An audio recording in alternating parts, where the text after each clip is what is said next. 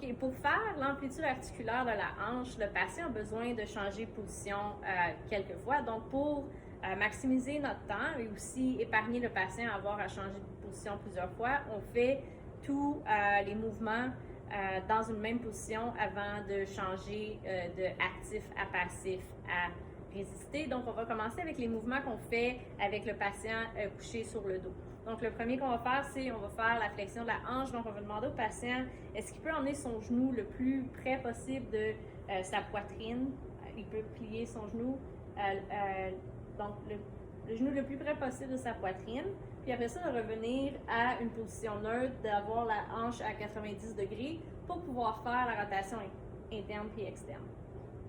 Tout ce qu'on fait, c'est qu'on vient supporter le poids de la jambe ici, donc on ne guide pas le mouvement.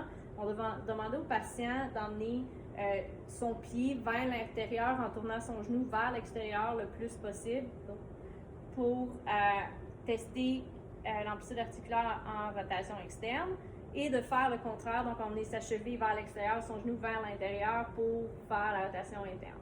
Donc moi, je ne faisais rien, je fais juste supporter sa cheville ici. Pour le passif, je mets ma main sur son ischio-jambier pour ne pas mettre de pression sur son genou et je vais amener sa hanche le plus possible en flexion en poussant. Là, j'ai pratiquement une bonne partie de mon poids pour essayer de gagner en flexion.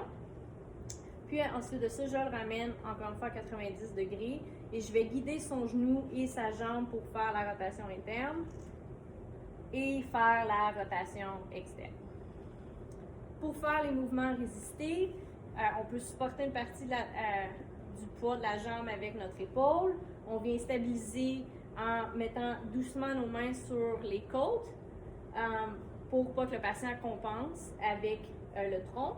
Puis on va demander de ne pas nous laisser bouger. Donc on va tirer en extension pendant que le patient contracte des muscles des fléchisseurs de hanche pendant 5 secondes. Pour tester les muscles rotateurs externes, on vient prendre le genou ici et la hanche et on veut